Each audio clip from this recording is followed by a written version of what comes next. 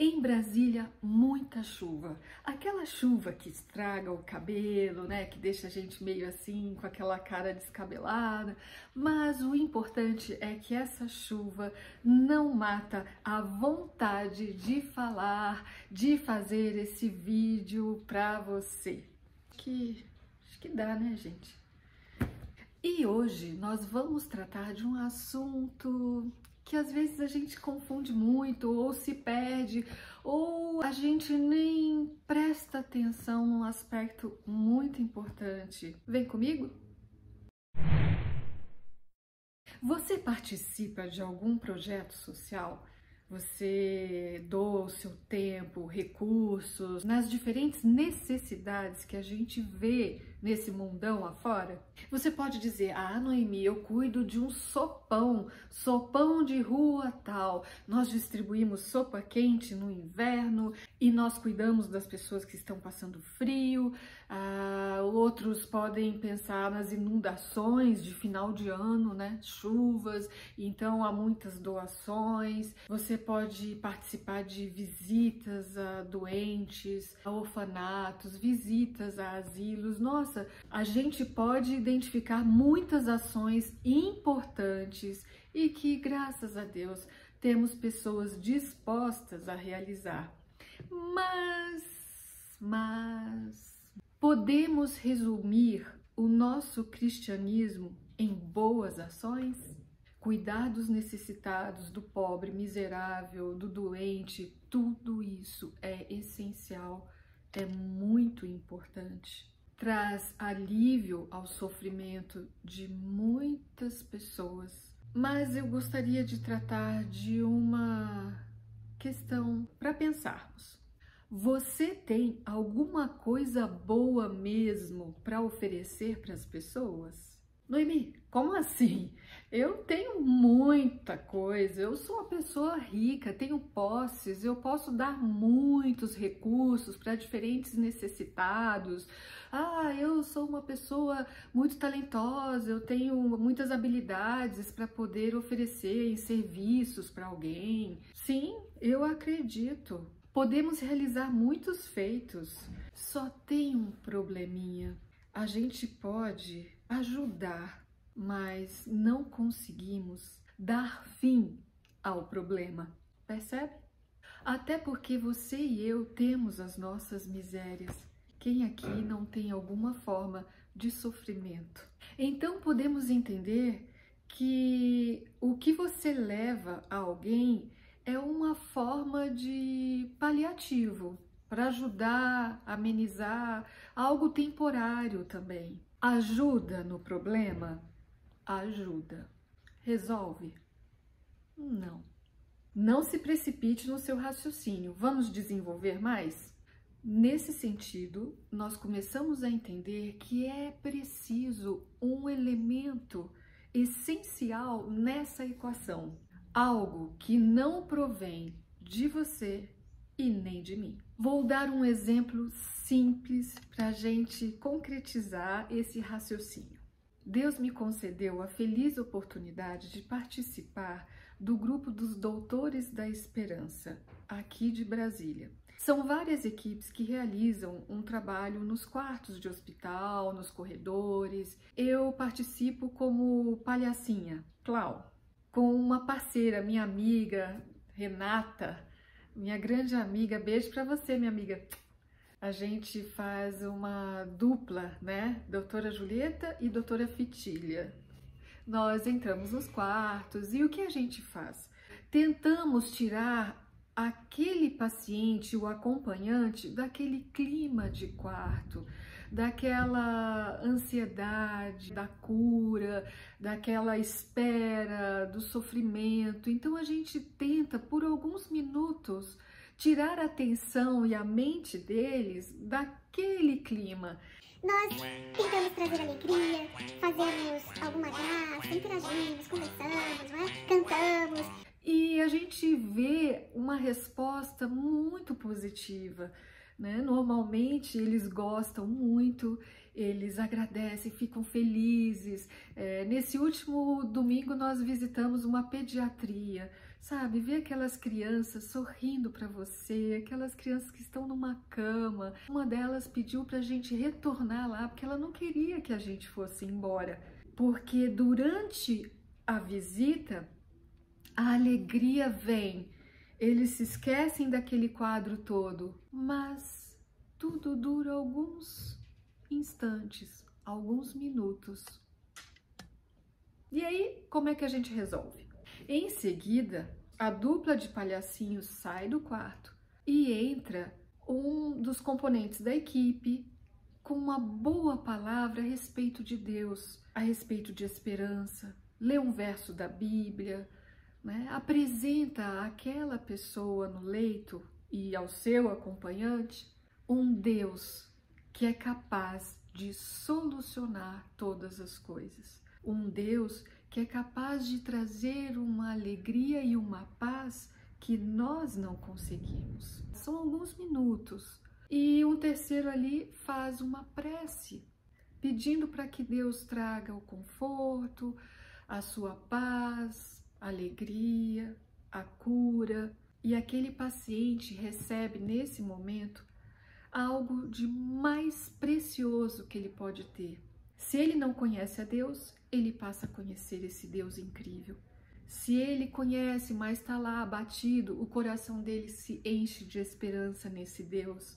O que importa é que nós, naquele momento, tratamos a respeito do único que pode resolver todo o problema.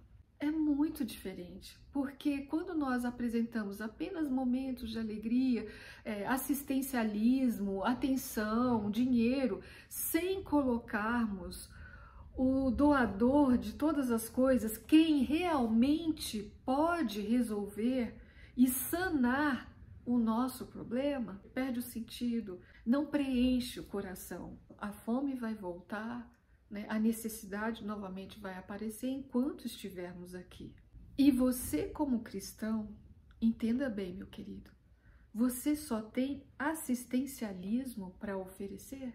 Digo no sentido de recursos humanos, né? Um Deus na vida de uma pessoa, ele muda todo o rumo e traz um real sentido, que esse não passa, esse não perece, independentemente das circunstâncias que cada indivíduo vive. É interessante que aqui na Bíblia, em Mateus 4, você vê quando Jesus está selecionando os seus discípulos. E Jesus vai atrás de Pedro e seu irmão André. Eles estavam pescando, né? E o que diz aqui? Jesus vira para eles e fala o seguinte: sigam-me e eu os farei pescadores de homens. Olha que interessante, a gente sempre diz, olha, nós precisamos dar assistência às pessoas mais necessitadas, porque Jesus fez assim, seguir o exemplo de Cristo. E sempre utilizamos Jesus, né, pela leitura do Novo Testamento, como o maior exemplo de assistência social aos necessitados. Certíssimo. Mas nós só esquecemos de um detalhe. Jesus queria trazer algo muito maior. Além de tratar da fome do indivíduo, da sua mazela, Jesus queria trazer a salvação eterna. E isso é o maior ato de amor que você pode ter com o próximo. Você compreende isso? De repente, nós temos uma verdade e uma palavra maravilhosa de esperança que nós economizamos para nós mesmos e resumimos toda a nossa boa ação em obras de assistência material. Só não apresentamos o melhor remédio que essa pessoa pode receber. Esse é o ponto. Jesus oferece um serviço para aqueles homens. Qual? Serem pescadores de homens, ganharem pessoas que precisavam conhecer o amor de Deus e a esperança na salvação em Cristo Jesus. Meu querido, Deus deve ser o centro de qualquer boa ação que possa existir. Ele é a solução para qualquer miséria humana. Não existe um efetivo trabalho social sem Deus. Ele é a vida. Um coração cheio de Deus transborda em boas obras. Mas, infelizmente, nós podemos tentar fazer boas obras sem estarmos cheios do Espírito Santo. E isso é muito ruim, porque ela pode se revelar em forma de orgulho, né, de aparências, né, trazendo honras humanas, e a gente perde até o foco do que realmente importa e qual é o maior objetivo dessa ação social. Um exemplo disso é a história de Ananias e Safira, que está aqui em Atos dos Apóstolos, capítulo 5. Uma história bem chocante. Esse casal tinha se comprometido a doar um bem que eles iriam vender. Isso ficou público, né? As pessoas já sabiam dessa promessa, mas na hora que eles venderam, daí eles não tiveram essa vontade toda de doar tudo. Então eles decidiram que vamos doar uma parte e ficamos com outra, mas falamos a todos que estamos doando o valor inteiro do bem que nós vendemos. Para que isso, meus queridos? Surgiu aí, nesse caso, a necessidade de manter uma aparência. Vejam como eu sou uma pessoa boa, eu estou doando a venda de um bem. Não, isso não é verdade.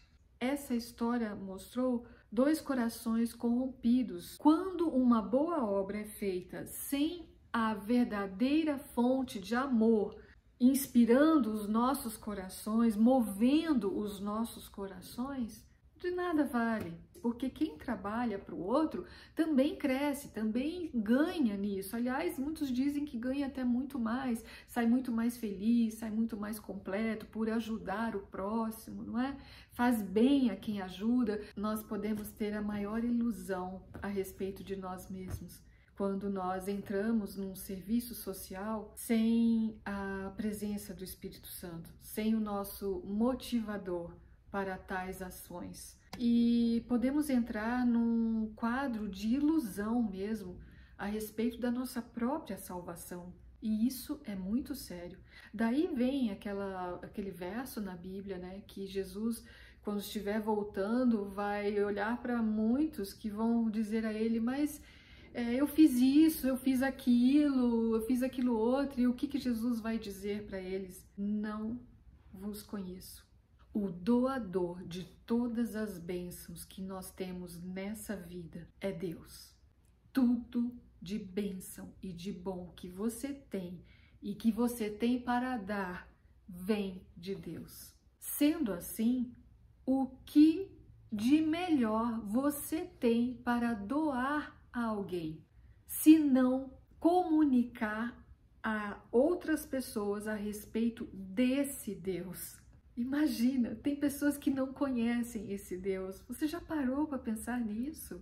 O que mais de valor você pode apresentar ou doar a alguém que o seu conhecimento a respeito da palavra de Deus? Se você sabe que Jesus vai voltar, que Jesus vai nos salvar, que Jesus vai acabar com todo esse sofrimento e nós teremos uma nova vida, vida eterna, em abundância, sem dor, sem doença. Como você e eu podemos nos calar quando você conhece o pão da vida? Esse é o maior assistencialismo, o maior bem que você pode querer ao seu próximo, é falar a respeito dessa novidade de vida. Vamos guardar essa maravilhosa mensagem com a gente? É isso mesmo? Você percebe que não existe nenhuma obra social que possa trazer a salvação? Somente Deus. Tente colocar Deus na engrenagem de toda boa obra que você possa fazer. Se encha de Deus, que você transbordará amor para quem estiver perto de você.